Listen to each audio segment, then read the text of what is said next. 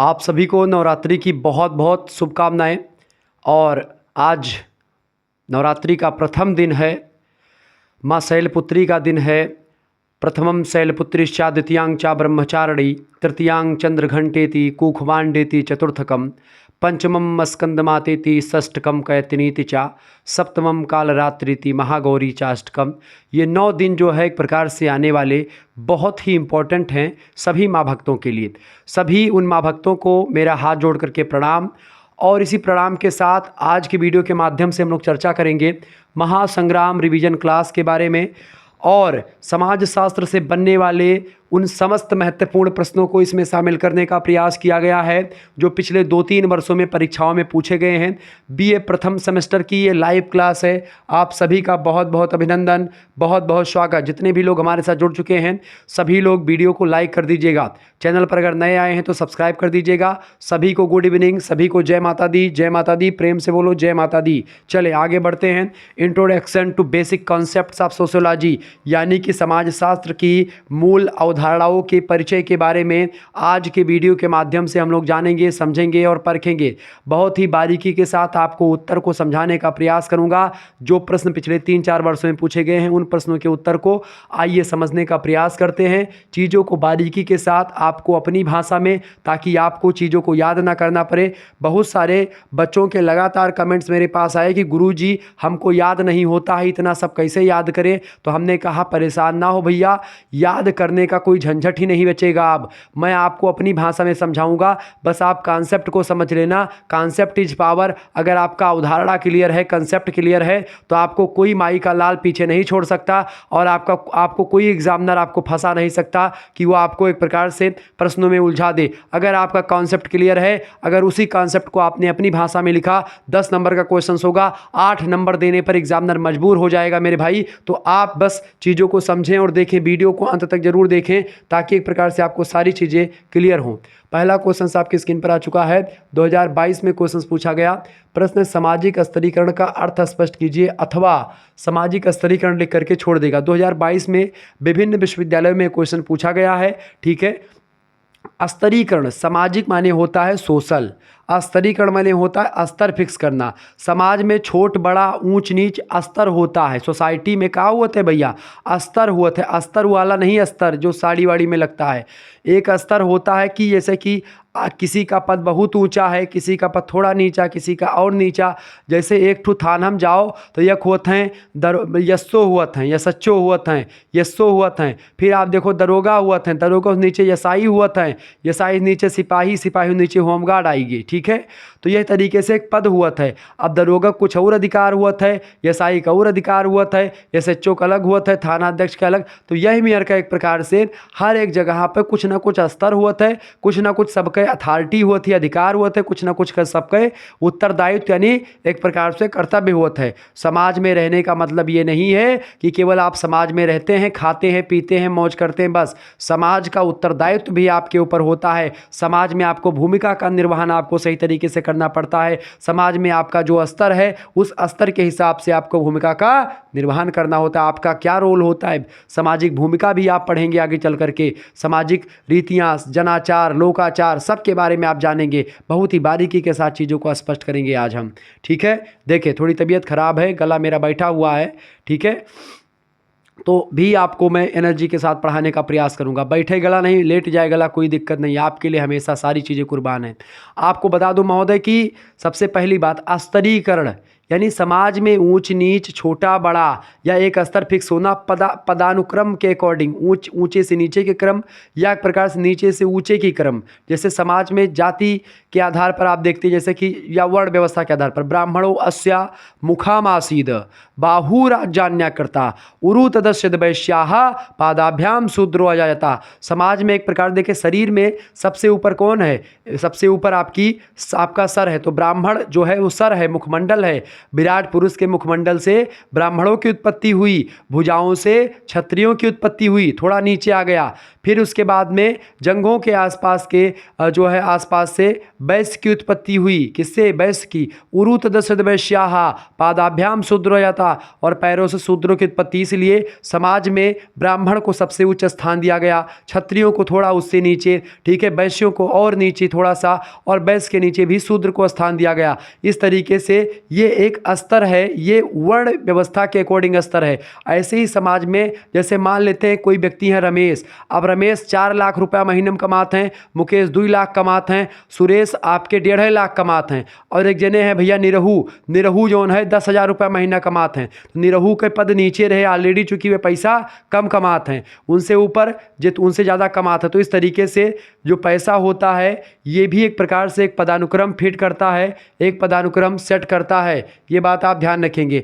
ऐसे ही समाज में इज्जत, रिस्पेक्ट और सामाजिकता किसकी कैसी है, उसके अकॉर्डिंग उस व्यक्ति का स्तर फिक्स होता है। आप समझ में आ गया कि स्तर का हुआ है, बिल्कुल घबराओ ना। सोशल स्टार्टिफिकेशन का अंग्रेजी में कहा जाता है, अंग्रेजी वाले बच्चे ध्यान दियो, कहा भैया सोशल स्टार्टिफिकेशन, ठीक है, कि वह व्यवस्था होती सामाजिक स्तरीकरण जो समाज को विभिन्न स्तरों में विभक्त करके सामाजिक जीवन को सिस्टोमेटिकल प्रदान करती है या व्यवस्थित करने का प्रयास करती है। ऐसी प्रक्रिया होती है सामाजिक स्तरीकरण। दूसरे शब्दों में कहें तो, ठीक है, सामाजिक स्तरीकरण का अभिप्राय समाज के अंतर्गत संपूर्ण जनसंख्या को विभिन्न स्थितियों में, विभिन्न सिचुएशन में, विभिन्न समूहों में या स्तरों में विभक्त हो जाने की प्रक्रिया होती, जिसके माध्यम से सब अपने अपने कार्य को करते हैं। तो समाज में एक प्रकार से इससे क्या होता है, विभाजन किया जाता है, जिससे एक प्रकार से हर व्यक्ति की कैटेगरी फिक्स होती है कि कौन व्यक्ति किस लायक है, उसको उस कैटेगरी में रख दिया जाता है।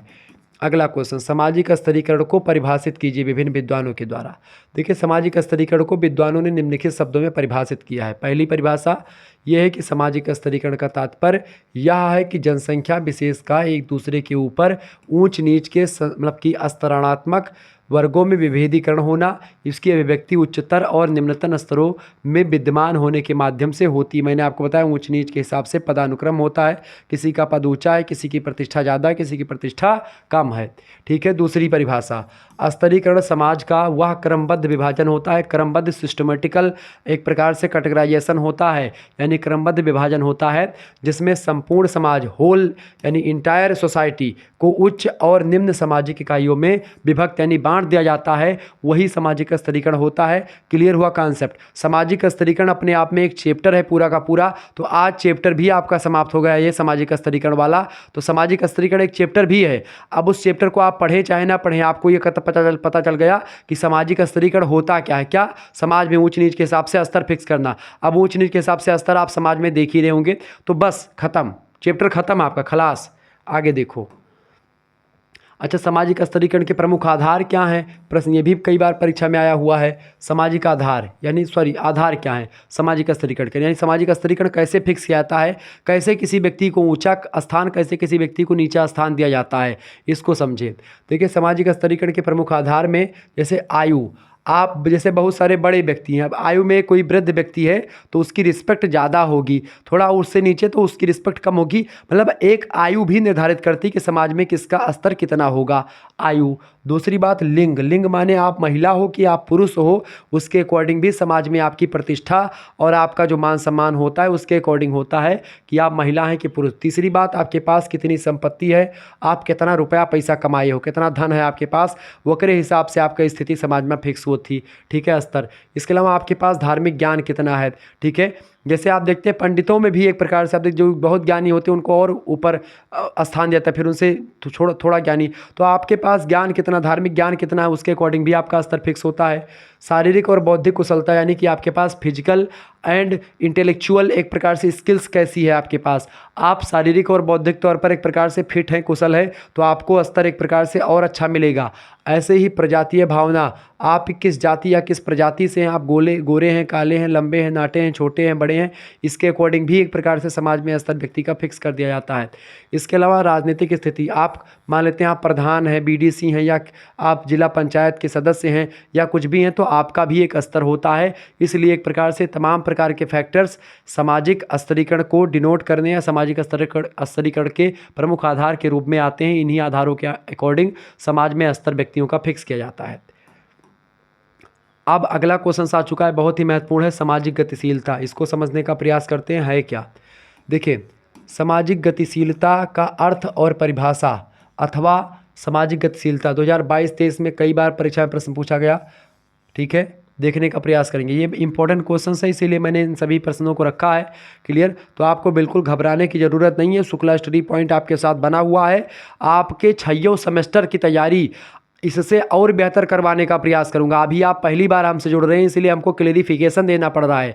बाकी आपके जो सीनियर्स बच्चे हैं, मैं पिछले 7 सालों से पढ़ा रहा हूं बीए के क्षेत्र में, तो आप एक प्रकार से समझ सकते हो कि आपको कैसे कैसे कॉन्सेप्ट क्लियर करवाना है, कैसे कैसे क्वेश्चंस आते हैं, एग्जामिनर का क्या पॉइंट ऑफ व्यू है, वो कैसे क्वेश्चंस बनाता है, ये सब मुझे पता है। तो बिल्कुल आप परेशान ना हो कि एक प्रकार से डर रहे होंगे कि बीए है, क्या होगा, कैसे होगा। बिल्कुल ना डरो, एकदम निश्चिंत होकर के पढ़ो। जो मैं मॉडल पेपर बनाता हूँ, महासंग्राम वीडियो बनाता हूं और जो मैराथन क्लास बनाऊंगा, उससे बाहर एक भी प्रश्न नहीं आएगा, ये मैं खुला चैलेंज कहता हूं। तो इसको लेकर के आप परेशान मत होइएगा। अगर एनईपी के अकॉर्डिंग आपके पेपर हो रहे हैं और सिलेबस आपका यही है, हालांकि सिलेबस यही होगा आपका अधिकतर विश्वविद्यालयों का, तो आपसे यही सब प्रश्न पूछे जाएंगे। चले देखिए, सामाजिक गतिशीलता। गतिशीलता मतलब कि क्या होता है, समाज में कोई पद या कोई प्रतिष्ठा आपको मिली है, या सामाजिक पद से जब आप कोई परिवर्तन करते हैं, एक पद से दूसरे पद में चले जाते हैं, तो वही गतिशीलता होती। चाहे आप किसी उच्च पद पर हैं, उससे नीचे चले आएँ तो भी गतिशीलता, और सामाजिक नीचे पद पर हैं और आपने कुछ अच्छा किया, समाज में आपको उच्च पद मिल गया, तो वो भी सामाजिक गतिशीलता, या एक समाज से दूसरे समाज में जाना भी सामाजिक गतिशीलता कही जा सकती है। देखिए, पीटरिम सोरोकिन एक बहुत बड़े समाजशास्त्री के रूप में जाने जाते हैं। इन्होंने कहा कि सामाजिक गतिशीलता से हमारा अभिप्राय सामाजिक समूहों और स्तरों के झुंड में एक सामाजिक पद से दूसरे सामाजिक पद में परिवर्तन होता है।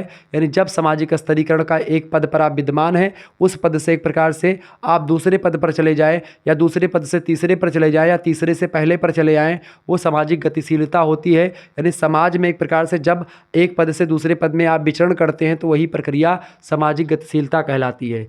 बोगाडर्स नाम के एक समाजशास्त्री हैं, ये कहते हैं कि सामाजिक पद में कोई भी परिवर्तन सामाजिक गतिशीलता होती है, चाहे ऊंचे से नीचे क्रम में हो, चाहे नीचे से ऊंचे क्रम में हो।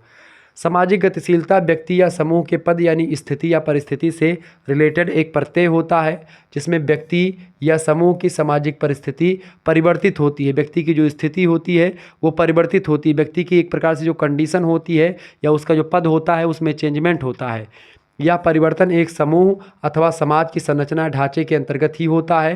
तो एक समाज में ही एक प्रकार से परिवर्तन दिखाई पड़ता है। सामाजिक गतिशीलता की दशा निश्चित नहीं होती है, क्योंकि यह ऊपर से नीचे की ओर और तथा कभी कभी समानांतर भी हो सकती है, ठीक है, और कभी नीचे से ऊपर की ओर भी होती है। तो सामाजिक गतिशीलता में ये कहा नहीं जा सकता कि परिवर्तन नीचे से ऊंचे होगा, कि ऊंचे से नीचे होगा, कि समानांतर होगा। समानांतर भी हो सकता है, यानी कि एक पद से दूसरे पद जो बराबर लेवल का उसमें चला जाए, या एक पद से थोड़ा ऊपर चला जाए, या एक प्रकार से ऊपर से नीचे चला आए पद, ठीक है। तो ये होती है सामाजिक गतिशीलता, ध्यान रखेंगे। तो सामाजिक गतिशीलता भी अपने आप में एक टॉपिक है आपका, ये भी आज टॉपिक क्लियर हो गया, ठीक है। तो अब ये ना सोचो कि एक प्रकार से गुरुजी ऐसा क्यों कह रहे हैं, चैप्टर समाप्त हो गया। यही आपको पढ़ना, यही चीज़ें मैं कहूँगे तो अलग अलग एक एक वीडियो बना करके समझाऊंगा। यही चीज़ ऐसे मैं समझा रहा हूँ, ऐसे और भी महासंग्राम वीडियो और भी मॉडल पेपर में दूंगा, जिसमें हूबहू यही मतलब कि यही सब क्वेश्चन और थोड़ा बदल करके रखूँगा और उसको और बेहतर तरीके से समझाऊँगा। तो 4-5 मॉडल पेपर अगर आप देख लेंगे हमारे महासंग्राम वीडियो मॉडल पेपर, तो वहाँ से बाहर कुछ आना ही नहीं है, ये बात आप ध्यान रखोगे। विश्वास मानो प्रभु, मैं एक प्रकार से आपको विश्वास दिलाने का काम कर रहा हूँ। तो आप परेशान ना हो कि गुरुजी हमको ये नोट्स बनाना है, हमको ये करना है, हमको वो करना है। बिल्कुल टेंशन ना लो, सब कुछ आपका होगा। बस यही सब एक जितने मॉडल पेपर हैं इन्हीं सब का नोट्स बना लो अगर बनाना है तो, ठीक है। अगर नहीं बनाना है नोट्स, अगर नहीं बनाना चाहते हैं या आपको कोर्स में ज्वाइन होना है तो उसकी व्यवस्था कर दी गई है। आपके लिए कोर्स एक प्रकार से बना दिया गया है। बीए प्रथम सेमेस्टर में आप हैं तो आपके लिए एक प्रकार से बड़ी व्यवस्था कर दी गई शुक्ला स्टडी पॉइंट के द्वारा।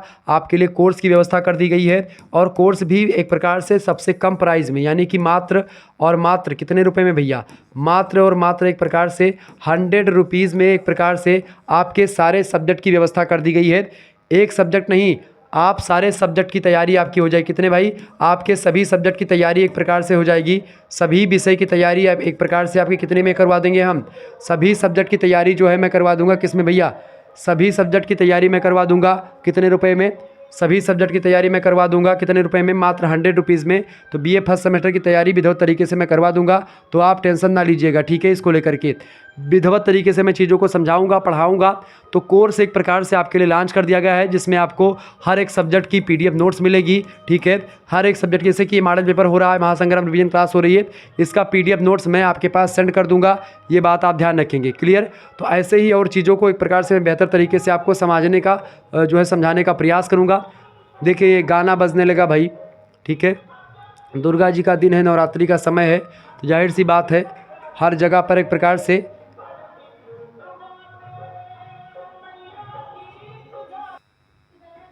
चलें। तो समतल, क्षैतिज और समरैखिक गतिशीलता के बारे में चीज़ों को बताने का प्रयास किया जाएगा। चले भैया, ये लोग अपना जो है, मैंने फ़ोन किया कि भाई 2 मिनट रुक जाओ, अभी कह रहे हैं कि अब चलने दीजिए, क्या दिक्कत है, माता जी का ही नाम हो रहा है, टेस्टिंग वेस्टिंग कर रहे हैं अपना। चले, कोई दिक्कत की बात नहीं है। चले, समतल, क्षैतिज और समरैखिक गतिशीलता, ये गतिशीलता कई प्रकार हैं। समतल, क्षैतिज या समरैखिक मतलब एक ही होता है। गतिशीलता क्या है? देखिए, पीटरिम सोरोकिन गतिशीलता पर बहुत अध्ययन कर चुके हैं। इन्होंने एक प्रकार से रिसर्च भी किया है बहुत ज़बरदस्त तरीके से। ये कहते हैं कि जब कभी किसी व्यक्ति अथवा वस्तु का समान स्तर या समान स्थिति अथवा समान वर्ग में परिवर्तन होता है, एक समान वर्ग से दूसरे समान वर्ग में ही परिवर्तन हो गया, एक पद समान है, उसी बराबर के पद में जब परिवर्तन मतलब कि एक प्रकार से स्थानांतरण हो गया, तो वो सामाजिक गतिशीलता, समरैखिक गतिशीलता, क्षैतिज गतिशीलता या एक प्रकार से समकक्ष गतिशीलता को उसको नाम दे सकते हैं। उदाहरण के रूप में किसी कार्यालय या किसी ऑफिस का एक चपरासी यदि किसी अन्य कार्यालय में चपरासी के पद पर स्थानांतरित हो जाता है, तब चूंकि उसके स्तर में कोई परिवर्तन नहीं आया, अंतर भी उत्पन्न नहीं हुआ, इसीलिए इसे सामाजिक गतिशीलता ही माना जाएगा। ये चूंकि चपरासी के पद से चपरासी पर हुआ, अगर चपरासी से वो क्लर्क बन गया होता तो एक प्रकार से उच्च सामाजिक गतिशीलता या नीचे पद से ऊंचे पद की ओर हुई, ठीक है, तो समरैखिक नहीं होती, ठीक है। वो समकक्ष गतिशीलता नहीं होती। गतिशीलता समतल कब कही गई? जब एक प्रकार से चपरासी से दूसरे चपरासी के पद पर पोस्टिंग हो गई। उन्होंने समतल गतिशीलता को परिभाषित करते हुए लिखा, किसने? पीटरिम सोरोकिन ने, कि समतल सामाजिक गतिशीलता अथवा स्थानांतरण से मेरा आशय एक व्यक्ति अथवा सामाजिक वस्तु का एक सामाजिक पहलू के समान स्तर या समान स्तर वाले अन्य समूह में परिवर्तन से होता है। ये होता है सामाजिक गतिशीलता में समतल, समरैखिक या क्षैतिज गतिशीलता। क्लियर? ये चीज़ें ध्यान रखेंगे। चीज़ों को समझने के लिए एक प्रकार से आप जो है बहुत ही बारीकी के साथ वीडियो को देखेंगे, आपको सारी चीज़ें स्पष्ट हो जाएंगी, सारी चीज़ें क्लियर हो जाएंगी। एक बार जितने भी लोग देख रहे हो फटाफट से वीडियो को लाइक और शेयर कर दीजिएगा। अगला क्वेश्चन आ चुका 2022-23 में, परिस्थिति या एक प्रकार से परिस्थिति का अर्थ बताओ या परिस्थिति क्या होती है। तब तक आप लोग देखें, मैं परिस्थिति को और बेहतर तरीके से आपको समझाने का प्रयास करूँगा। आज के बाद में परिस्थिति को लेकर के आपके दिमाग में कोई डाउट नहीं बचेगा। जैसे आज ने सामाजिक गतिशीलता आपके दिमाग, यानी सामाजिक गतिशीलता का चैप्टर खत्म हुआ, सामाजिक स्तरीकरण का चैप्टर आपका खत्म हुआ, ऐसे ही आज परिस्थिति को समझा दूंगा। ऐसे ही आपको और भी 2-3 वीडियो मॉडल पेपर आएगी, उसमें रिवीजन आपका हो जाएगा, तो सारे कॉन्सेप्ट आपके दिमाग में होंगे, आपको नोट्स बनाने की ज़रूरत नहीं पड़ेगी। ये बात आप ध्यान रखेंगे, बस आप फॉलो करते जाइए। आप मेरे ऊपर विश्वास करिए, मेरे ऊपर विश्वास करिए, इंस्ट्रक्शन को फॉलो करते जाइए, रणनीति को फॉलो करते जाइए, तबाही मचा देंगे आप बीए के क्षेत्र में। चलें,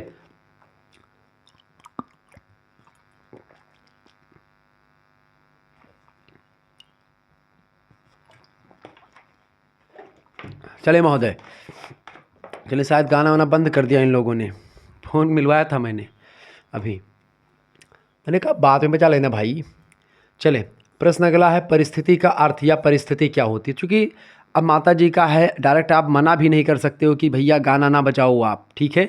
चूँकि मैं भी कमेटी का सदस्य ही हूँ, मेरा नाम भी एक प्रकार से रखा गया कमेटी में, समिति में मैं भी एक सदस्य हूँ, और मतलब आरती के लिए या ढोलक बजाना हुआ तो मुझको जो है समय निकालना पड़ेगा। अभी 9 बजे के बाद में 9:30 बजे के आसपास 9:15 पे आरती होगी, मुझे जाना पड़ेगा ढोलक वोलक लेकर के। ढोलक वहीं पर रख दिया है मैंने, चूँकि मैं ढोलक वादन करता हूँ अपने गाँव वगैरह में, तो सभी लोग जानते हैं, तो वो एक प्रकार से बुलाएंगे, चाहे मेरे पास समय हो या ना हो, मुझे समय निकालना पड़ेगा, ठीक है।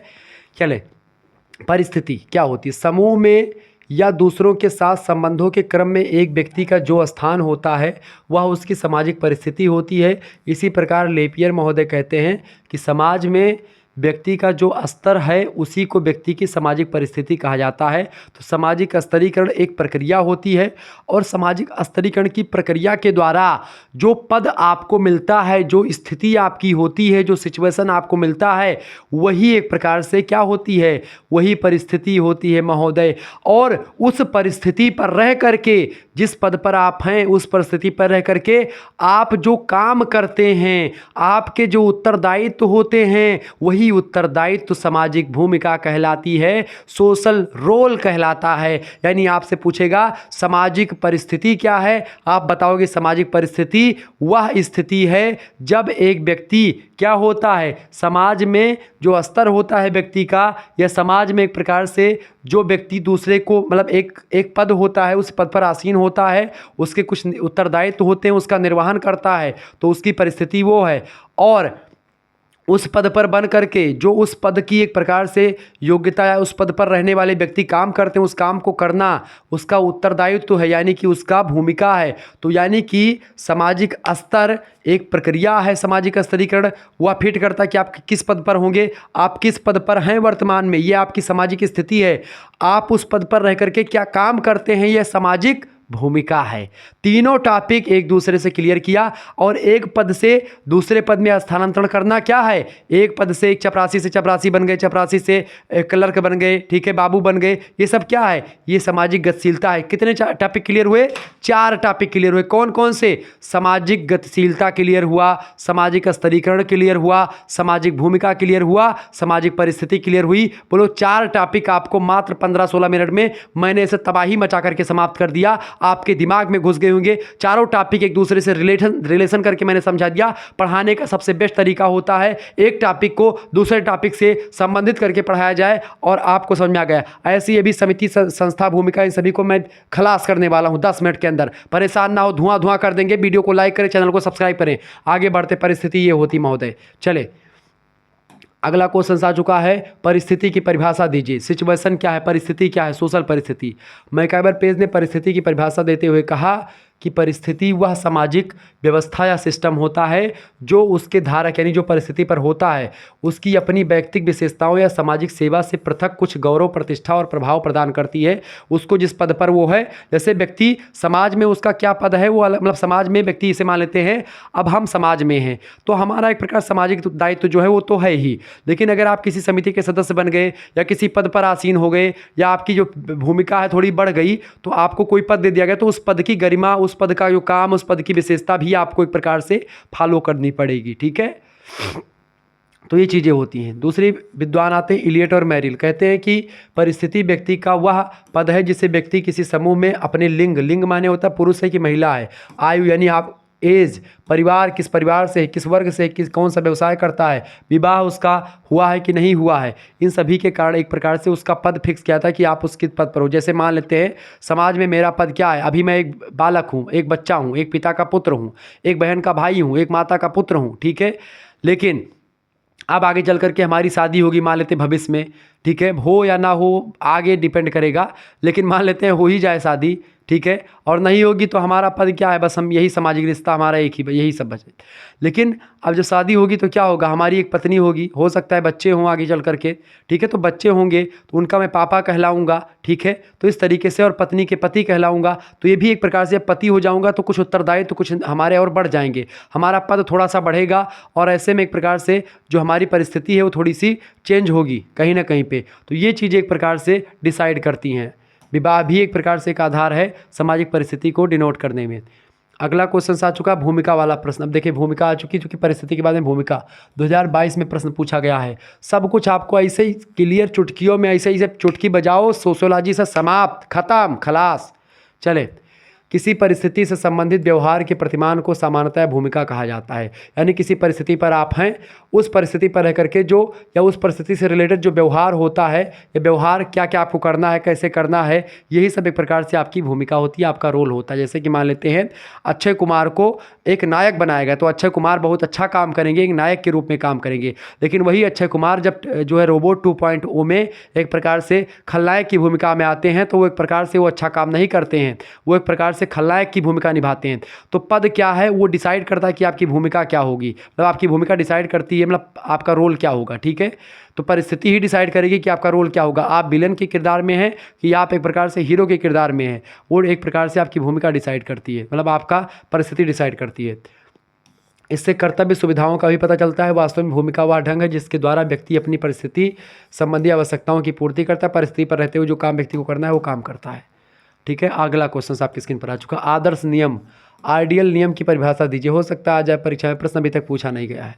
शेरिफ और शेरिफ कहते हैं कि आदर्श नियमों का अर्थ विभिन्न मामलों से संबंधित मूल्य निर्णयों से है। वे व्यक्तियों, वस्तुओं और स्थितियों के संदर्भ में व्यवहार की पद्धतियों का मूल्यांकन करते हैं, विशेष रूप से समूह के लिए कुछ महत्वपूर्ण मामलों में अपेक्षित या आदर्श व्यवहार की ओर संकेत करते हैं।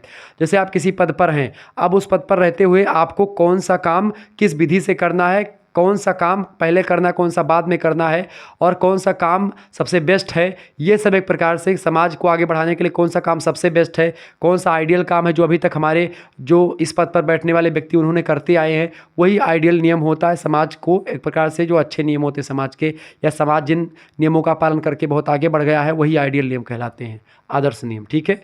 तो व्यक्ति परिस्थिति या पद पर बैठा हुआ व्यक्ति एक प्रकार से उन नियमों को फॉलो करके आगे बढ़ता है। अगला क्वेश्चन से प्रतिमानों, आदर्शों का महत्व क्या है, जिसको आप प्रतिमान या आदर्श बोलते हैं। आइडियल, आइडियल माने क्या होता है, नियम कायदों की एक ज़बरदस्त व्यवस्था जो कि एक प्रकार से अच्छा रिस्पांस देती आ रही है। सामाजिक आदर्श समाज के लिए अत्यंत महत्वपूर्ण माने जाते हैं। इनके महत्व को निम्नलिखित प्रकार से स्पष्ट किया जा सकता है। सामाजिक प्रतिमान से प्रश्न आपसे पूछा सकता है, तो ये शायद आदर्श पूछे चाहे एक प्रकार से प्रतिमान। देखिए पहली बात, सामाजिक आदर्श व्यक्तियों के व्यवहार को नियंत्रित और नियमित करने में महत्वपूर्ण स्थान रखते हैं। इन्हें सामाजिक नियंत्रण का अनौपचारिक साधन भी माना जाता है। यानी एक प्रकार से जो सामाजिक जो प्रतिमान होते हैं, सामाजिक आदर्श होते हैं, ये डिसाइड करते हैं कौन सा काम अच्छा है, कौन सा काम बुरा है, कोई व्यक्ति अच्छा काम करेगा या बुरा काम करेगा, ये एक प्रकार से उसके आदर्श डिसाइड करेंगे। अगर वो व्यक्ति आदर्शवादी है, नियमों को फॉलो करेगा, तो अच्छा काम करेगा। यानी आदर्श हमको बताता है एक प्रकार से कि कौन सा काम अच्छा है, कौन सा काम बुरा है। मूल्य जो अच्छे हैं, यानी इन मूल्यों पर अगर आप काम करेंगे तो इस मूल्य से आपको प्रॉफिट होगी, आपको आदर्श ही बताता है, ठीक है।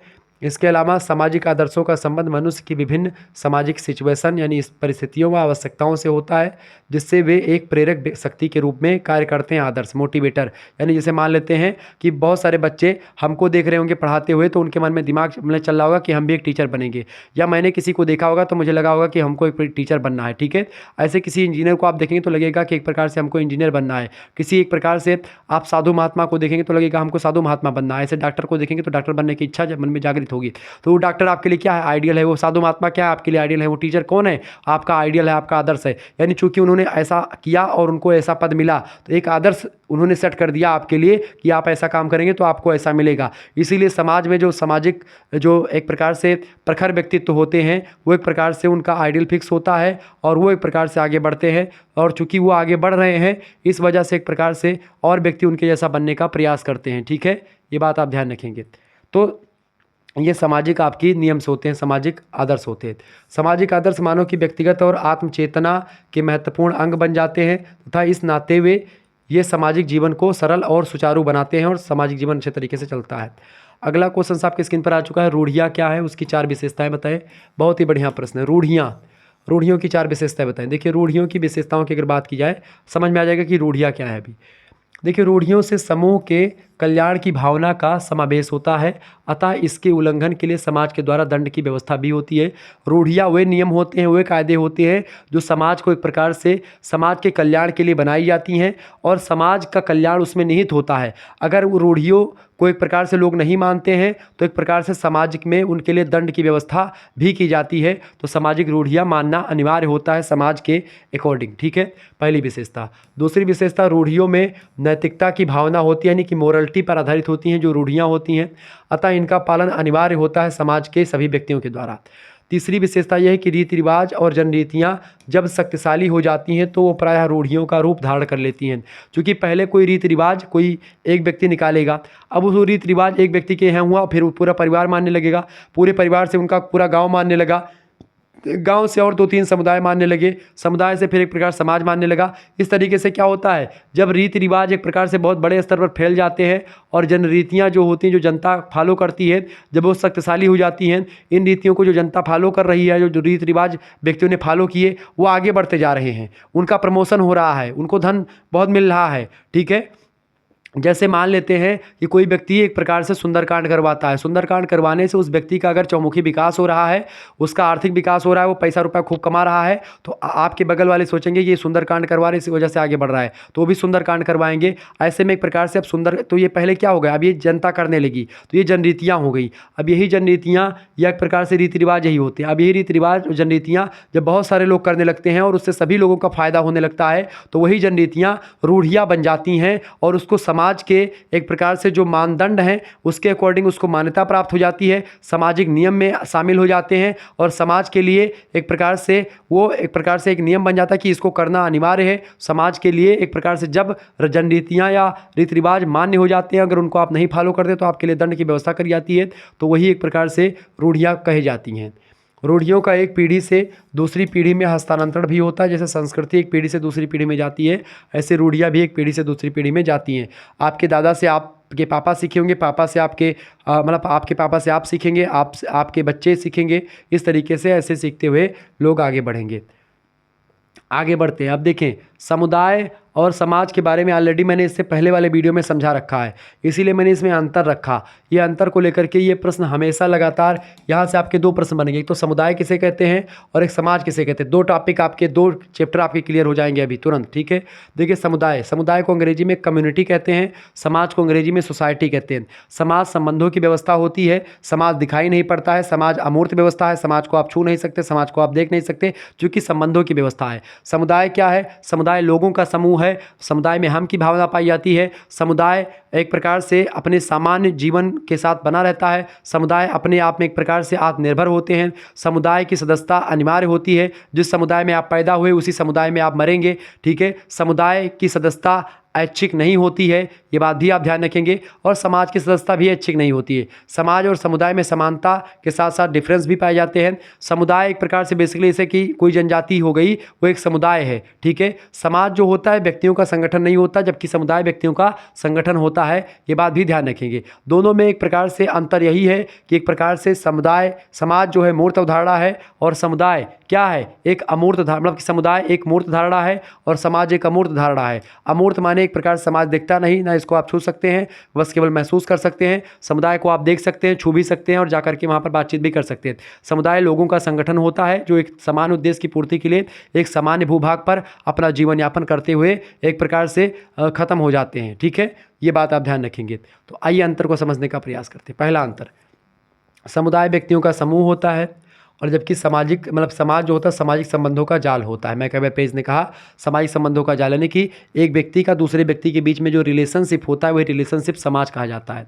दूसरा प्रश्न, तो दूसरा अंतर यह है कि इस व्यक्तियों का समूह होने के कारण समुदाय मूर्त अवधारणा होता है, चूँकि व्यक्तियों का समूह आपको दिखेगा, जबकि सामाजिक संबंधों का जाल होने के कारण से समाज एक अमूर्त अवधारणा। अमूर्त माने अब्स्ट्रैक्ट है, don't touch and don't seen. Clear, आगे देखेंगे। मूर्त और अमूर्त समझ में आ गया कि मूर्त माने मूर्ति है, देख सकते हो, छू सकते हो, और अमूर्त माने दिखाई नहीं पड़ता। संबंध देखो, प्यार आपने देखा कि प्यार वो उड़त उड़त प्यार जा रहा है, वो एक प्रकार से घृणा जा रही है, ईर्ष्या जा रही, जलन छल कपट दंभ द्वेष वैमनस्यता, ये सब आपको दिखती है? नहीं दिखती है। क्यों? क्योंकि ये एक प्रकार से क्या है, ये संबंध है, ये एक प्रकार से क्या है, इमोशंस है। क्लियर, आप देखेंगे अगला पॉइंट, समुदाय के लिए निश्चित भौगोलिक क्षेत्र आवश्यक होता है। समुदाय का निश्चित भौगोलिक क्षेत्र होता है, इसकी विशेषता समुदाय की भी लिख सकते हैं।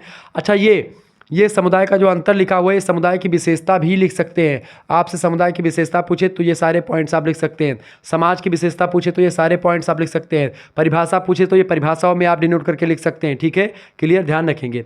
समाज के लिए भौगोलिक क्षेत्र निश्चित करने की आवश्यकता नहीं होती, कोई समाज का एक प्रकार से कोई निश्चित क्षेत्र होता ही नहीं है।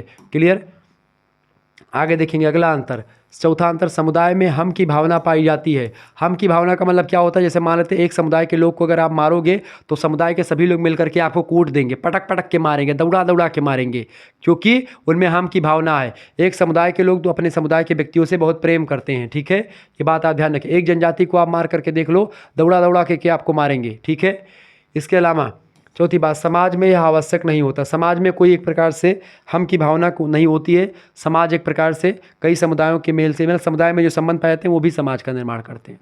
इसके अलावा समुदाय का अपना एक विशिष्ट नाम होता है। हर एक समुदाय का अपना एक नाम होता है। समाज का कोई अलग नाम नहीं होता है। समाज को समाज ही कहा जाता है, समाज का कोई नाम नहीं होता।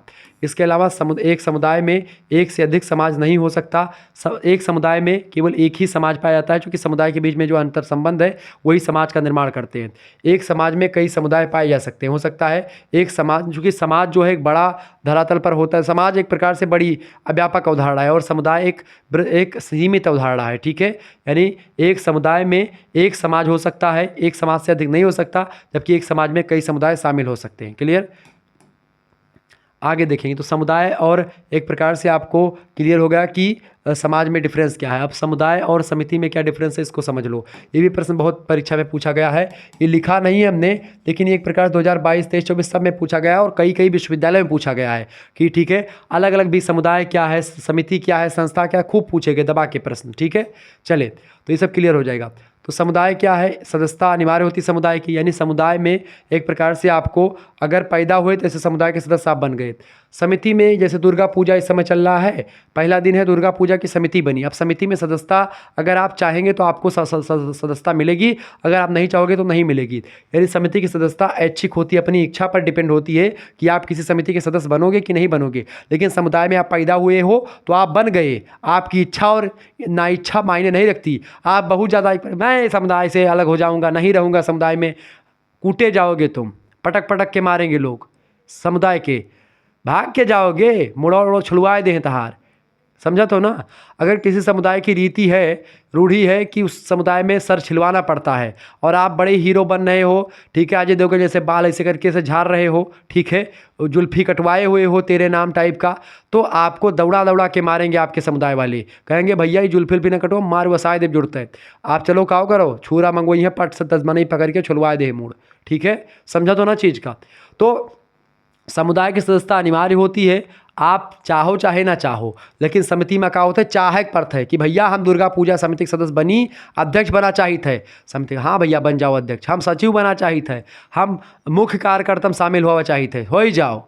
ठीक है, तो जब एक प्रकार से इच्छा से अपने शामिल हो तो क्लियर। दूसरा, समुदाय स्वतः विकास होता है समुदाय का। ठीक है, समुदाय का विकास किया नहीं जाता, समुदाय का विकास हो जाता है। जैसे प्यार किया नहीं जाता, प्यार हो जाता है, ऐसे समुदाय का विकास किया नहीं जाता, समुदाय का विकास हो जाता है। समझत हो ना? दूसरी बात, समिति की स्थापना की जाती है। समिति सोच समझ करके 10 दिन पहले से चंदा बटोरे शुरू हो जाते हैं गाँव में कि भैया 500 तुम्हें दिए है, 1000 गुरुजी तहार काटित है, 2000 तार काटित है फलाने भैया प्रधान जी। तो ऐसे ऐसे के का हुआ था भैया, चंदा काटे के पर्ची शुरू हो जाती, समिति के अध्यक्ष वो सब मिल इकट्ठा आपकी का करके पूरा प्लान करा जाता है। तो समिति का विकास या समिति की स्थापना करी जाती है। ठीक है। तीसरी बात, समुदाय अपने आप जन्म लेता है। तीसरा बात, समान उद्देश्य होता है। समुदाय का कोई निश्चित उद्देश्य नहीं होता, समुदाय का समान उद्देश्य होता है। पैदा हुए हैं, अपना खाना पीना ये सब चलता रहेगा और ऐसे खत्म हो जाएगा। समिति क्या होती है, कोई विशेष उद्देश्य को देखा, जैसे दुर्गा पूजा करवाने के लिए ही दुर्गा पूजा की समिति बनाई गई। ठीक है, ये बात आप ध्यान रखेंगे। आगे देखेंगे, अगला क्वेश्चन आ चुका है, इसकी प्रकृति अस्थाई होती है। किसकी? समिति, संस्था की जो प्रकृति, समुदाय की प्रकृति कैसी होती है? अस्थाई होती है, यानी कि समुदाय कभी भंग नहीं होता है। समुदाय ये नहीं कि आज बना परसों भंग हो गया, नहीं, 9 दिन बाद भंग।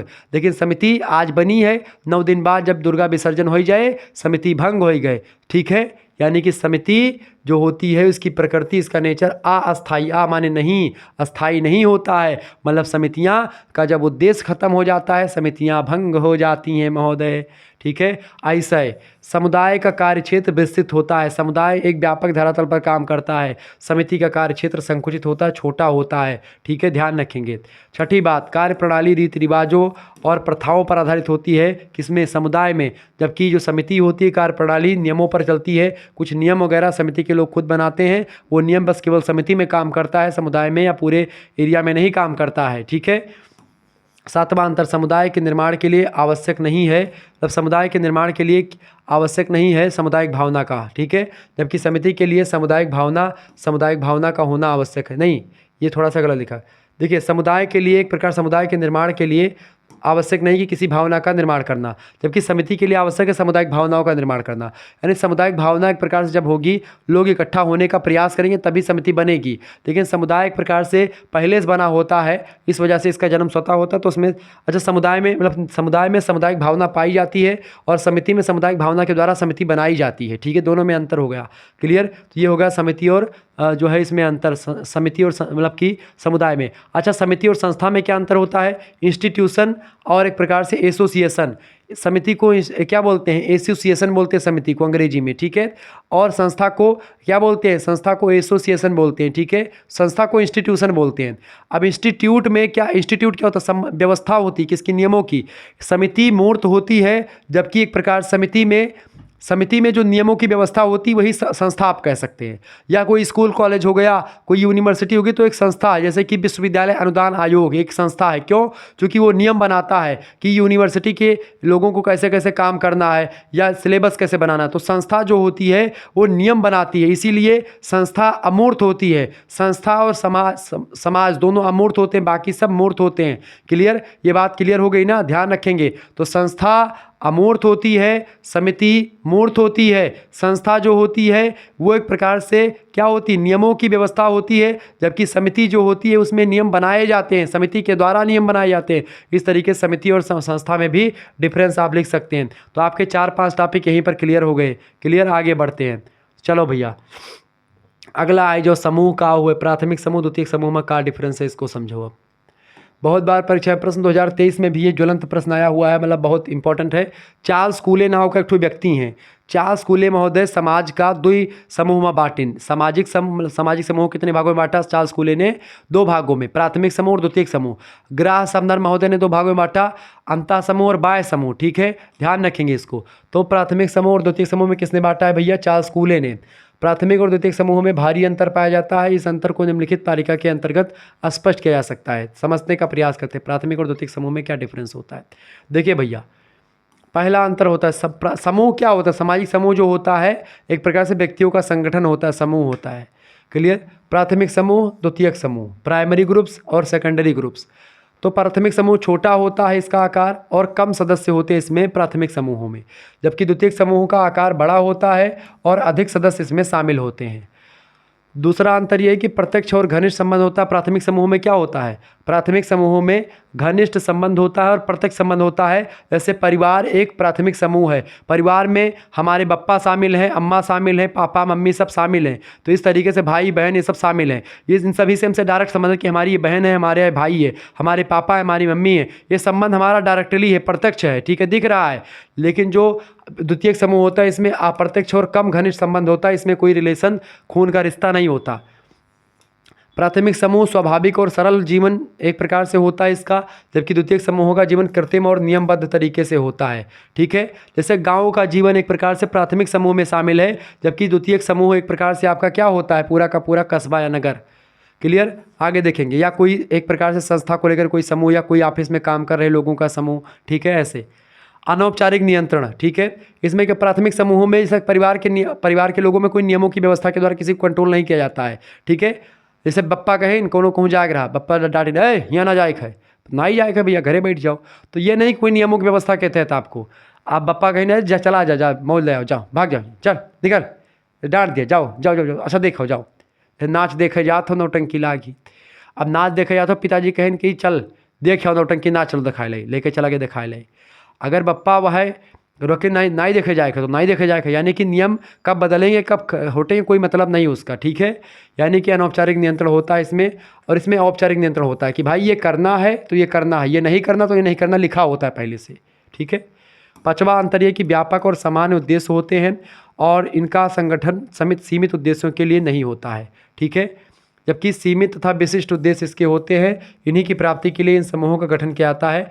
तो द्वितीयक समूह के जो उद्देश्य होते हैं वो सीमित होते हैं, विशिष्ट होते हैं, कुछ उद्देश्यों को ध्यान में रख करके इसका गठन किया जाता है। जबकि एक प्रकार से इसका व्यापक एक प्रकार से और समान उद्देश्य होता है। जैसे परिवार का उद्देश्य कोई परिवार का गठन नहीं कहता, परिवार अपने आप बन जाता है। ठीक है, आगे देखेंगे।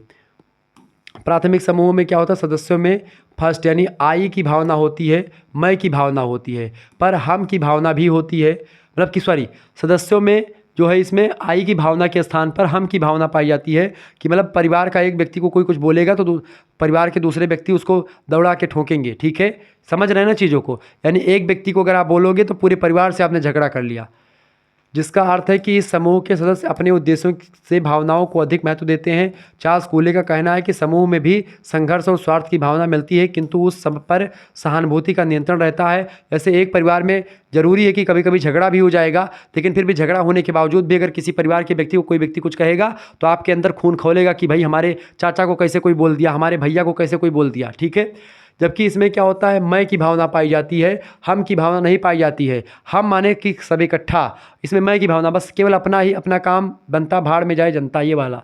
तो मैं की भावना ही प्रधानता होती है, हम की भावना बहुत कम इसमें दिखाई पड़ती है। सहानुभूति का भी तत्व आपको यहाँ पर कम मिलेगा। इस कारण से इसके सदस्यों में स्वार्थ और संघर्ष अधिक मिलता है। यहाँ पर एक कंपनी में काम कर रहे लोग जो होते हैं एक दूसरे से द्वंद्व या संघर्ष करने लगते हैं। ठीक है, और स्वार्थ बस एक दूसरे से जुड़े रहते हैं, चिपके रहते हैं। ठीक है, ध्यान रखेंगे। तो ये प्राथमिक और द्वितीयक समूह में डिफरेंस हो गया, क्लियर हो गया समूह आपका। आगे देखते हैं, अगला क्वेश्चन आपकी स्क्रीन पर आ चुका है, फटाफट से आप देखने का प्रयास करेंगे। प्रश्न, नातेदारी को परिभाषित की। नातेदारी क्या होता है, किनशिप बोलते हैं। किनशिप ऑर्गेनाइजेशन एक प्रकार से ऑफ इंडिया एक पुस्तक, बड़ी फेमस पुस्तक है, इरावती करबे की शायद पुस्तक है, श्रीमती। ठीक है, देखिए मजूमदार और मदार ने भी बड़ा काम किया नातेदारी व्यवस्था पर। नातेदार माने रिश्तेदार हो, जैसे फुफ्फा हो गए, मामा हो गए, और ऐसे मामा हो गए, आपके मौसिया हो गए, मौसा हो गए। ठीक है, ये सब एक प्रकार से। ठीक है, तो यही सब आपके रिश्तेदार होते हैं, यानी या आपके ससुराल वाले हो गए। ठीक है, साड़ू भाई हो गए आपके, ऐसे यही सब नातेदारी है। तो समस्त समाजों में मनुष्य विभिन्न व्यक्ति समूहों में विभिन्न संबंधों से में बंधे रहते हैं। इन संबंधों में सबसे अधिक सार्वभौमिक और आधारभूत संबंध हुआ है जो संतान उत्पत्ति पर डिपेंड होता है। संतान उत्पन्न करने की इच्छा नैसर्गिक होती है और नातेदारी कहलाती है। नातेदारी व्यवस्था एक प्रकार, जैसे आपकी शादी होती है तो एक प्रकार से शादी हो गई, अब दूसरे घर कोई दूसरा एरिया में आपने शादी की। ठीक है, अब वहाँ से एक लड़की आएगी आपके घर पे रहेगी, अब उस एरिया में भी आपकी रिश्तेदारी हो गई, उस घर में रिश्तेदारी हो गई आपकी। यानी नातेदारी व्यवस्था अपने परिवार, मतलब कि आपका एक परिवार है और आपके परिवार से किसी दूसरे परिवार का जब जुड़ाव हो जाता है, ठीक है, किसी संबंध के द्वारा, किसके द्वारा, संतान उत्पत्ति के द्वारा संबंध होता है, क्योंकि विवाह के द्वारा ही संबंध बनते हैं। तो विवाह रूपी संस्था के द्वारा जब एक परिवार दूसरे परिवार से मिलता है तब एक प्रकार से नातेदारी व्यवस्था का जन्म होता है और एक दूसरे के नातेदार व्यक्ति कहलाने लगते हैं। ठीक है, चैप्टर खत्म। नातेदारी व्यवस्था को लेकर के और भी प्रश्न आप देख लीजिए। नातेदारी के प्रकार बताएं। नातेदारी कई प्रकार की होती है। नातेदारी मुख्यतया उन व्यक्तियों से होता है जो एक दूसरे से रक्त अथवा विवाह के द्वारा जुड़े हुए होते हैं। ठीक है, इस आधार पर नातेदारी के निम्नलिखित दो रूप देखे जा सकते हैं।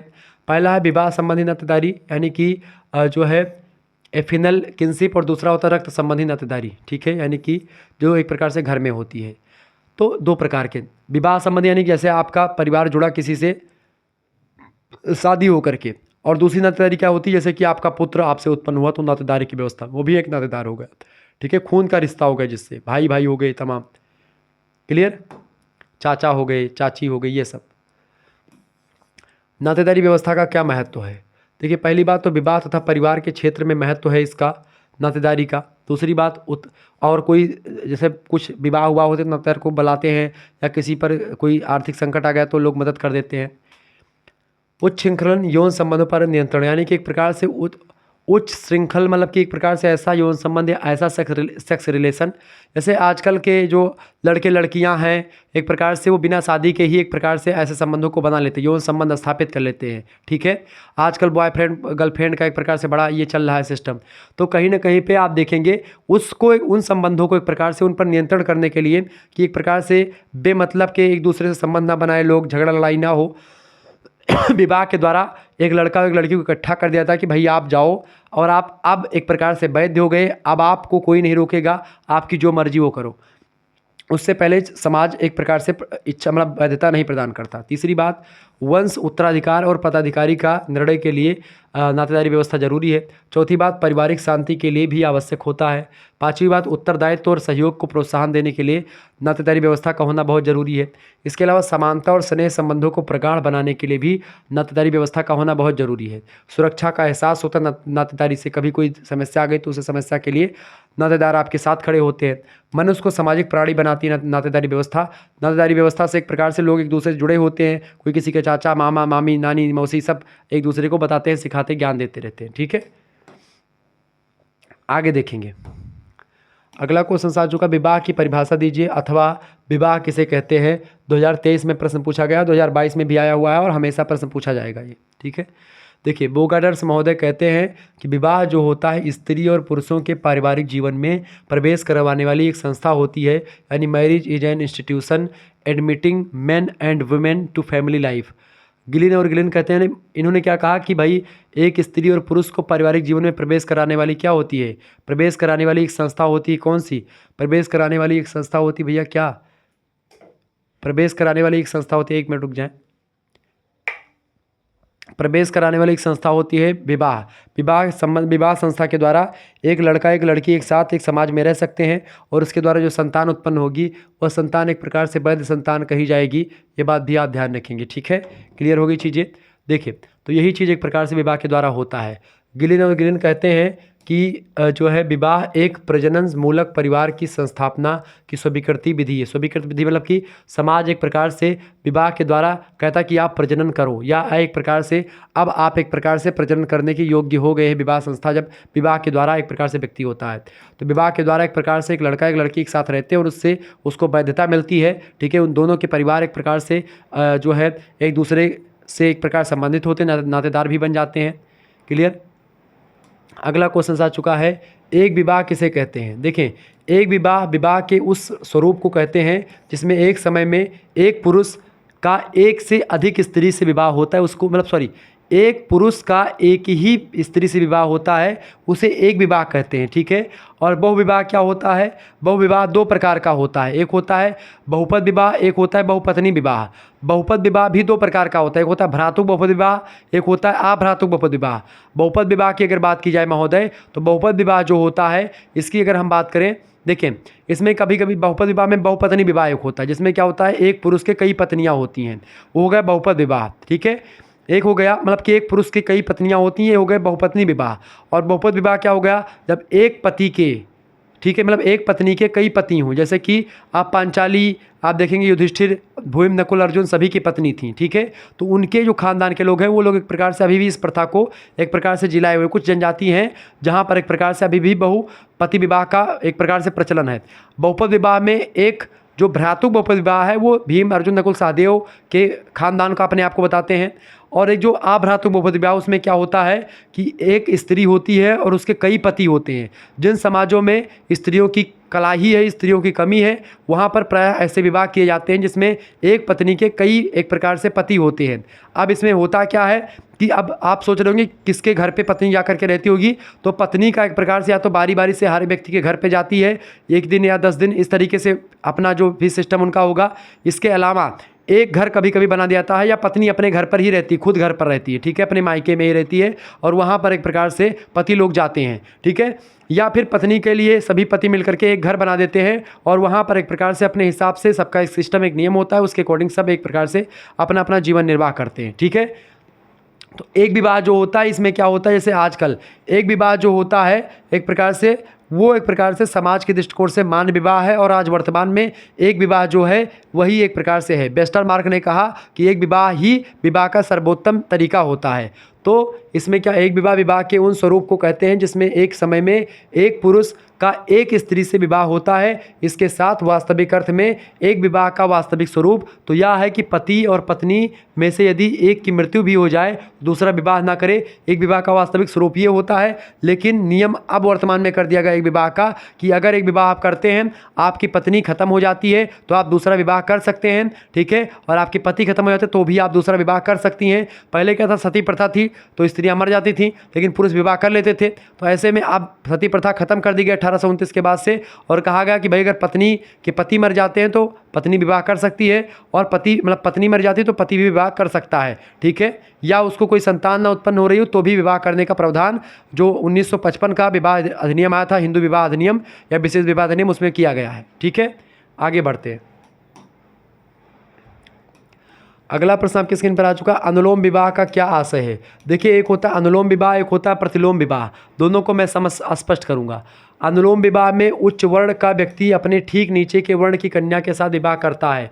वैदिक समाज में इस तरह के विवाह प्रायः हुआ करते थे क्योंकि वर्ण व्यवस्था के बंधन कठोर नहीं थे। आधुनिक समाज में भी प्रायः इस प्रकार के विवाह संपन्न हो रही हैं। यानी अनुलोम विवाह समाज के दृष्टिकोण से मान्य था। जैसे कि मान लेते कोई ब्राह्मण का लड़का है तो क्षत्रिय की कन्या से विवाह कर सकता है, शूद्र की कन्या से विवाह कर सकता है, और वह व्यक्ति एक प्रकार से वैश्य की कन्या से भी विवाह कर सकता है। जो कि ब्राह्मण उच्च वर्ण का है, इस वजह से वो अपने से निम्न वर्ण की कन्या से विवाह कर सकता है। चूँकि कहा गया कि स्त्री की कोई जाति नहीं होती है या कि स्त्री का कोई वर्ण नहीं होता है। स्त्री जिस पति के मतलब कि जिस पुरुष के यहाँ जाती है उसी पुरुष का जो टाइटल होता है, उसी पुरुष का एक प्रकार से जो सरनेम होता है वो इस स्त्री के पीछे लग जाता है। जैसे कि मान लेते हैं हमारी शादी होगी, आजकल तो सरनेम वाला सिस्टम थोड़ा सा बदलने लगा है, लेकिन अब पहले के ज़माने में या आज भी आप देखेंगे सरनेम की प्रथा आज भी। जैसे कि मान लेते हैं जैसे विराट कोहली और अनुष्का जी की शादी हुई, दोनों की शादी हुई। अब विराट कोहली थे तो अनुष्का शर्मा थी। अब क्या होगा, अब वो बड़े आदमी हैं चूँकि, तो विराट मतलब कि वो लगा सकती हैं अनुष्का शर्मा कोहली या अनुष्का कोहली शर्मा, ऐसे कर सकती हैं या जैसा भी उनको नाम रखना होगा। लेकिन जैसे मान लेते हैं हमारी अभी शादी हो, अब हमारी शादी देखिए शुक्ल मतलब ब्राह्मण में भी कई जैसे शुक्ला, मिश्रा, तिवारी, दुबे ये सब है। अब मान लेते हैं मैं शुक्ला हूँ, ठीक है, हमारा नाम शिवम शुक्ला है। अब किसी लड़की से मेरी शादी हो जाए, वो मिश्रा है या पांडे है या कुछ भी है, तो वो एक प्रकार से हमसे शादी करने के बाद में हमारा सरनेम जो होगा यानी शुक्ला, शिवम शुक्ला मेरा नाम है, तो मेरी जो वाइफ आएगी वो भी एक प्रकार से शुक्ला सरनेम को एक प्रकार से रखेगी। यहाँ तक कि आधार कार्ड में भी जो है सरकारें बदलवाती हैं, आधार कार्ड चेंज हो जाता है और शुक्ला वहाँ पर आ जाता है, ठीक है। तो ये एक प्रकार से होता है। तो अनुलोम विवाह एक प्रकार से इसीलिए मान्य था कि जब चूँकि उच्च वर्ण का, जैसे क्षत्रिय के व्यक्ति अपने जो है वैश्य से शादी कर सकते थे, वैश्य के लोग शूद्र से की कन्या से शादी कर सकते थे, ये तो मान्य था। लेकिन इसके ठीक विपरीत जाओ, कोई शूद्र का लड़का हो और किसी ब्राह्मण की पुत्री या किसी ब्राह्मण की लड़की शादी करना चाहे, दैट इज इम्पॉसिबल, ये संभव नहीं था वैदिक समाजों में, या आज के समाजों में भी एक प्रकार से ऐसा नहीं किया जाता।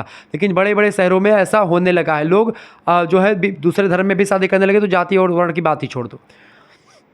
तो प्रतिलोम विवाह क्या होता है? प्रतिलोम विवाह वह विवाह होता है जिसमें कोई निम्न वर्ण का पुरुष होता है और उच्च वर्ण की कन्या होती है। तो ये शादी समाज के दृष्टिकोण से मान्य नहीं है। अनुलोम विवाह में क्या होता है? उच्च वर्ण का पुरुष होता है और निम्न वर्ण की कन्या होती है। ये विवाह समाज के दृष्टिकोण से मान्य होता है, ये बात ध्यान रखेंगे। तो अनुलोम विवाह आपके समझ में आ गया। अनुलोम विवाह जब उच्च वर्ण का लड़का और निम्न वर्ण की लड़की है वो शादी कर सकते हैं, ठीक है।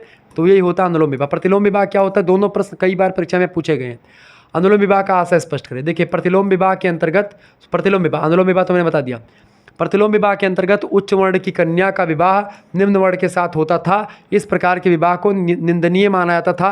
अगर कोई कर लेता था तो उसको एक प्रकार से दंड दे दिया जाता था समाज के द्वारा, तथा समाज में इसका बहुत कम प्रचलन हुआ करता था या इसको सामाजिक वैधता नहीं प्रदान थी। सामाजिक नियम के खिलाफ काम था ये, ठीक है। प्रतिलोम विवाह क्लियर, समझ में आ गई चीज़ें। आगे बढ़ते हैं। अगला क्वेश्चन आपकी स्क्रीन पर आ चुका, फटाफट से आप देखने का प्रयास करेंगे। समाजशास्त्र का पिता किसे कहा जाता है? अगस्त काम्टे को समाजशास्त्र का पिता कहा जाता है। उन्होंने 1838 में सर्वप्रथम सोशियोलॉजी शब्द का प्रयोग किया था। ये बात ध्यान रखेंगे। ये प्रश्न कई बार परीक्षा में पूछा भी गया है, तो ध्यान रखिएगा इन चीज़ों को, ठीक है। और वीडियो को लाइक कर दीजिए। चैनल पर अगर नए आए हैं तो सब्सक्राइब जरूर कर दीजिएगा, क्योंकि इसी प्रकार से इन्फॉर्मेटिव वीडियो में लगातार देता रहता हूँ, ठीक है। अगला क्वेश्चन है, समाजशास्त्र का इतिहास बताएं। एक विषय के रूप में समाजशास्त्र का अध्ययन सर्वप्रथम येल विश्वविद्यालय अमेरिका से एक प्रकार से 1836 ईस्वी में शुरू हुआ था। इसके पश्चात 1889 में फ्रांस में शुरू हुआ, 1924 में पोलैंड में शुरू हुआ और मिस्र में 1947 में शुरू हुआ। स्वीडन में, श्रीलंका में समाजशास्त्र का अध्ययन एक प्रकार से इस तरीके से 1924 के आसपास या 1947 में शुरू हुआ। बीरस्टीड का पूरा नाम है रॉबर्ट बीरस्टीड। ये कहते हैं कि समाजशास्त्र का भूत बहुत प्राचीन है, यानी समाजशास्त्र अगर इसके भूत में जाएंगे तो बहुत प्राचीनता में चले जाएंगे, क्योंकि समाज जब मनुष्य बना है तभी समाज का निर्माण हो चुका है, पर इसका इतिहास नया है, ठीक है।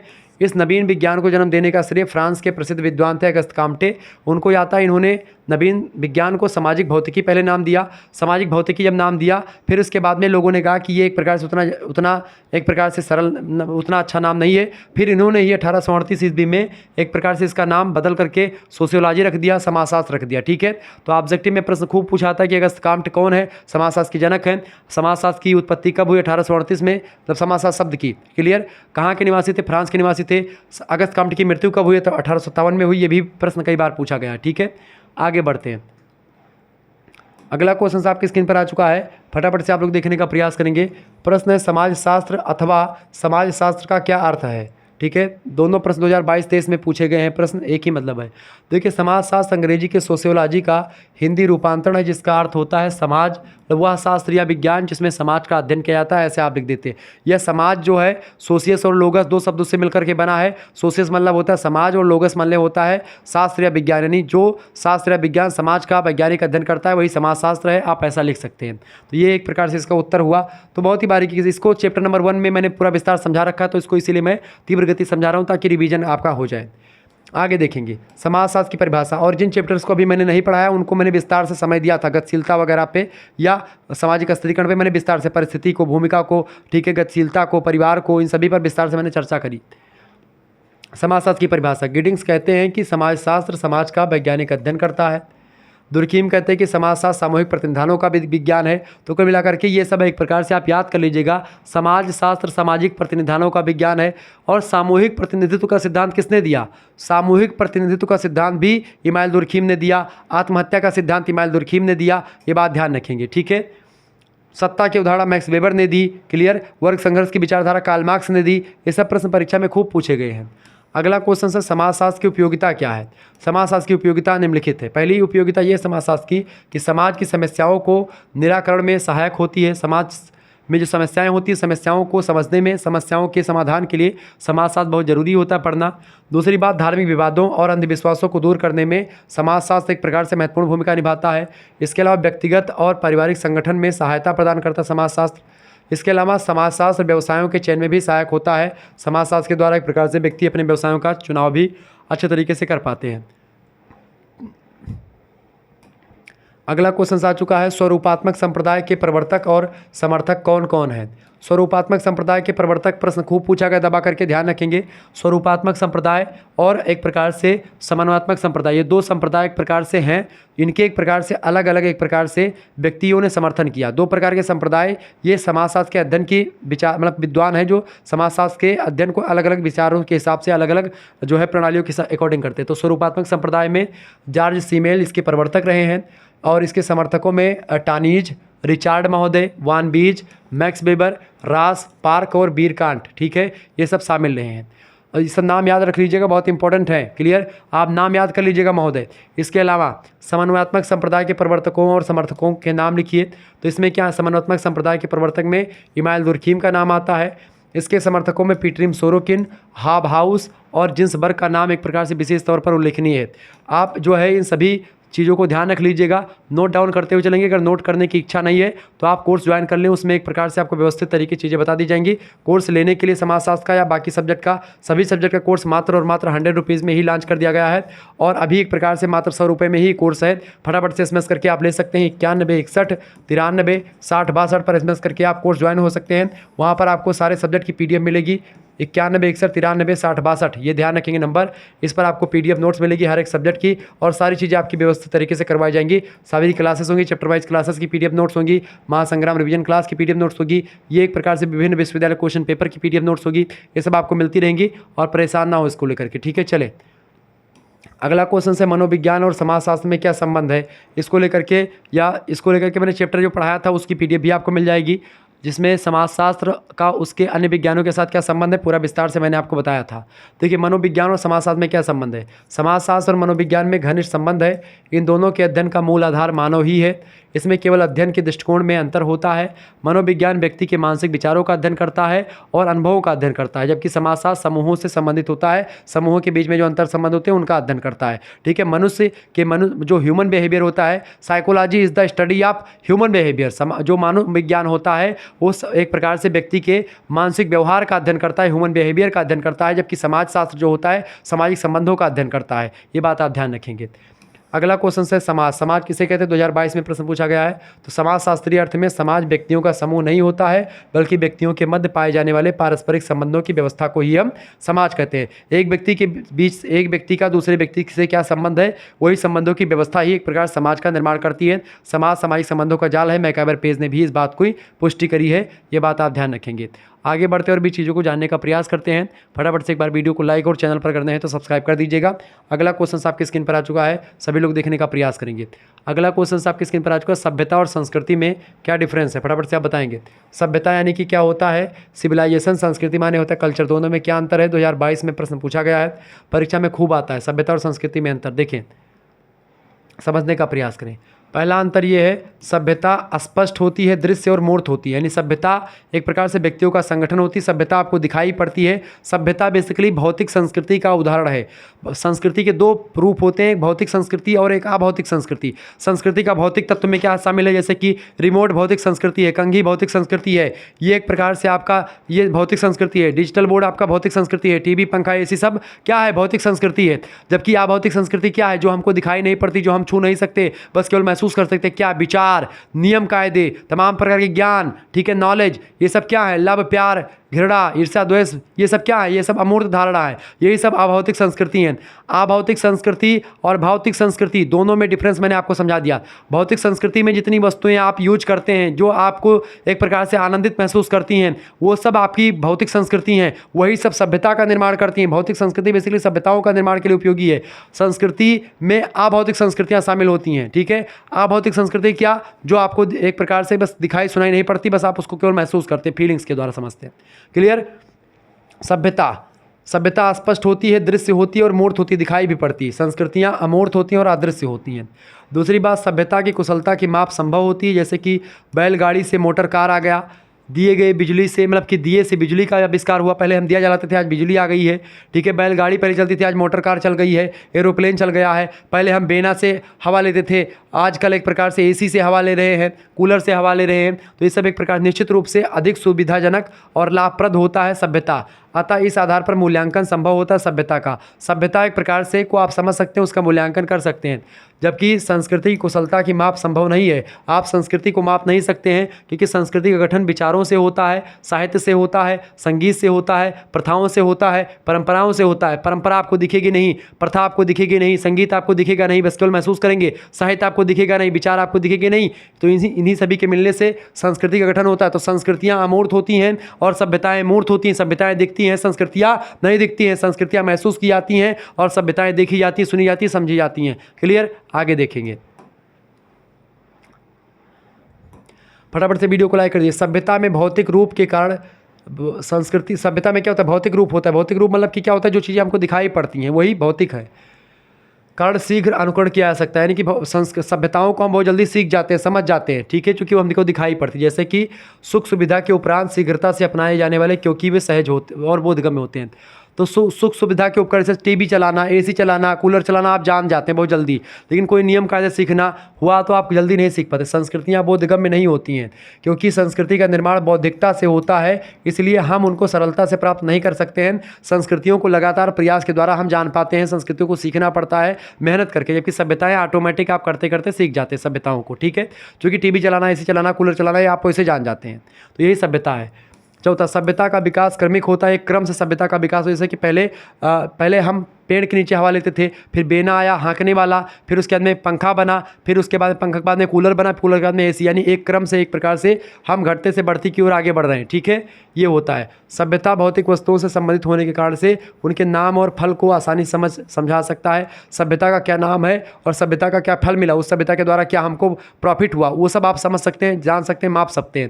लेकिन संस्कृति का विकास क्रमिक नहीं होता है। संस्कृति समाज के विकसित संबंधों तथा उनके स्वरूपों से संगठित होती है। समाज कितना विकसित हुआ है उसके अकॉर्डिंग संस्कृति का भी विकास होता है। समाज जितना विकसित होगा उसी के अकॉर्डिंग उसकी संस्कृतियों का विकास होगा। ये बात आप ध्यान रखेंगे। इस तरीके से हमने एक प्रकार से आपको पूरा का पूरा समझा दिया। इसका PDF प्राप्त करने के लिए सोशियोलॉजी का आप एक प्रकार से या कोर्स पूरा लेने के लिए 91 61 93 62 पर SMS करके कोर्स ज्वाइन कर सकते हैं, ठीक है। अब बार बार मैं इसलिए बता रहा हूँ क्योंकि बहुत सारे बच्चे नहीं जान पाए हैं, ठीक है। 100 रुपये में आपको सारा कोर्स दे दिया जाएगा, सभी सब्जेक्ट उसमें पढ़ाए जाएंगे, जिसमें आपका को करिकुलर कोर्स जो होता है आपका फूड न्यूट्रिशन एंड हाइजाइन, ये भी आपका पढ़ाया जाएगा, ठीक है। इसी 100 रुपये में ही आपके सारे सब्जेक्ट की तैयारी करवा दी जाएगी। धन्यवाद। आप सभी लोग एक प्रकार चैनल को सब्सक्राइब कर दीजिएगा, वीडियो में अगर नए हैं तो लाइक कर दीजिएगा।